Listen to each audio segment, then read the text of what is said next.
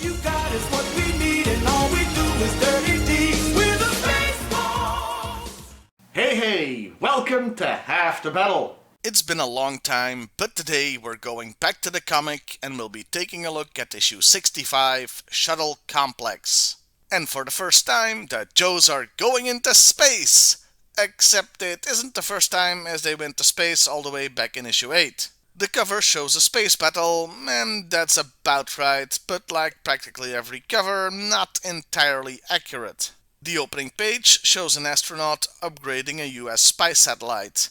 And don't think I didn't notice one of the astronauts being called Kirk there, comic.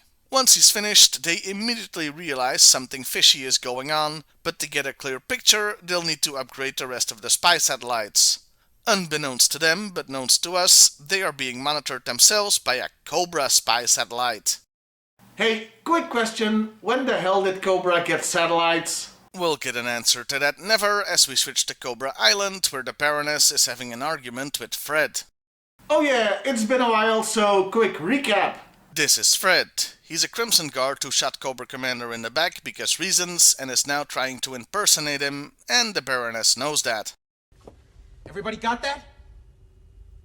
Good! He's feeling very insecure about it all of a sudden, but there's no time for that as Mindbender bursts in and informs them of the satellite problem. The only solution is to do the thing, so Fred agrees to do the thing. Like the reader, he has no clue what the thing actually is because he just got there and doesn't know what the hell is going on. Meanwhile, Hawk arrives at the new pit and is informed of the spy satellites being close to uncovering something big, so they should probably keep an eye on that. Fred is realizing more and more that he's in way over his head, as doing the thing involves mortal danger and being strapped into God knows what. Well, his effing around is done, and he's in the finding out part as he's blasting off in Cobra's very own space shuttle. My brains are going into my feet! Just how many Spaceballs references am I gonna cram into this video? I'm not even sure myself. Also, I have notes. 1. How and when did Cobra get a space shuttle? 2. Why does it and the booster have tusks? The whole reason things we send into space are phallic-shaped is because it's the most aerodynamic. Tusks don't help with that and could shear off. But it looks cool, I guess. 3. Why are the crew all dressed as scrap iron? Anyway, the Joes are quite surprised by this massive launch and now have to also do the thing. Hawk refers to Hardtop as a crazy friend. In space, the US shuttle is experiencing some problems. As the Cobra shuttle arrives, and look at the size of that thing! It looks to be about as big as the Enterprise. Well, the NX one anyway. Or this could just be a weird perspective. We get our first look at the Defiant complex as Hardtop is driving it into position, and he says the only thing he'll ever say, sure. So he's a crazy friend, and he doesn't talk. Look buddy, we've already got a Snake Eyes. Also, this Defiant must have just been taken out of its sealed box as Hardtop still has his microphone. No, I'm not bitter. And so the shuttle launches. As an aside, it's actually fitting this is happening in Utah, as that was one of the states considered for being a launching point for the then new space shuttle project. And they might have even gotten it if NASA had gone with the idea of a manned reusable booster instead of the throwaway ones they ended up building. That's right, the Defiant's manned booster wasn't Hasbro's idea. Well, not entirely anyway, as this was a design considered in the early stages of the shuttle program. Anyway, Cobra is playing grab-ass with the satellite when they notice another shuttle heading towards them, and sensors indicate it's armed. Okay, what sensors? This isn't Star Trek, you know. How can you tell an approaching shuttle is armed? Fred wants to GTFO, but the Baroness takes charge and orders them to fire photon missiles at the Defiant. They miss and Sci-Fi, oh hey, Sci-Fi is in this, he hardly ever shows up in the comic. He plans to do some shooting of his own. As Cobra fires again, he hits the claw arm, releasing the satellite and the astronaut attached to it. We get a box saying that in space, nobody can hear explosions scream. That's a nice little tidbit. Cobra gets hit again, knocking out the Baroness. Why wasn't she wearing a helmet? Everybody else was. Losing her means everybody is looking to Fred to take charge. Do something! Do something! Do do something! The Joes retrieve the satellite and the astronaut and prepare to leave until he informs them Cobra were after the satellite, not him, so they're not done yet. Wait, did the Joes seriously think they wanted to kidnap an astronaut? Guess you don't have to go into space to do that. Astronauts live on Earth most of the time.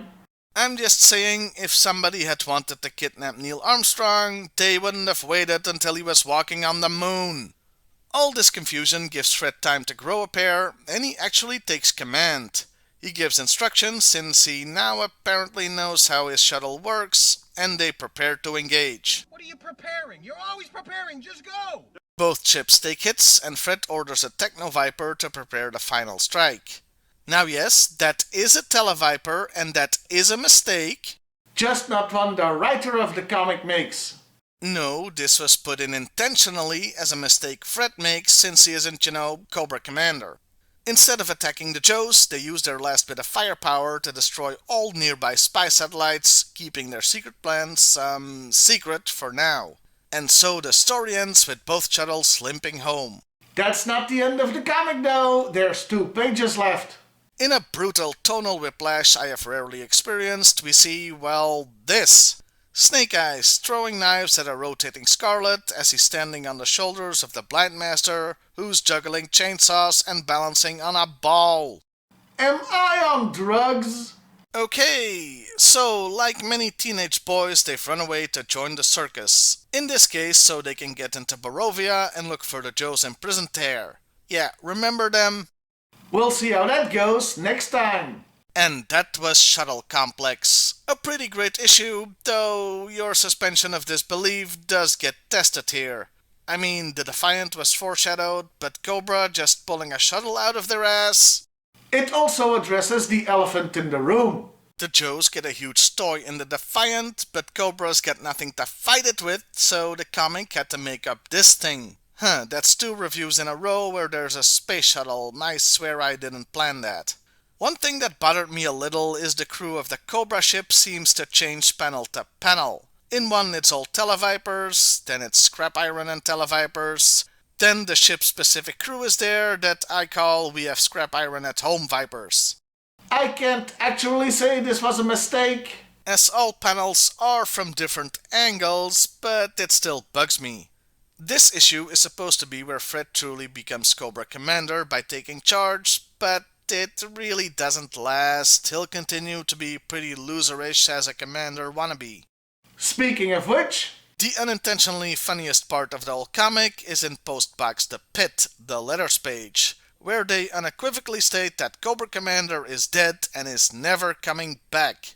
Sure, he's definitely dead as disco. he's as dead as a dodo, and that's the end of that chapter. Well, I'll see you next time, everybody, and hey, why not like, share, and subscribe if that's your thing. Colonel, something's gone crazy with the radar. I've lost the bleeps, I've lost the sweeps, and I've lost the creeps. The what? The what? And the what?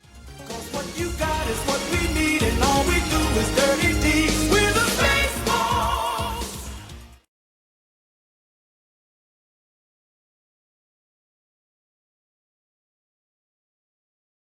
Hey, Editing Timmer here. There are 2 things I forgot to mention. 1, the Cobra shuttle on the cover looks nothing like the one in the actual issue. And 2, for some reason both shuttles have gravity. I wouldn't mind so much, but they made a point of trying to be accurate by saying there's no sound in space. And since it's a comic, it wouldn't have increased the budget to draw them floating instead of standing.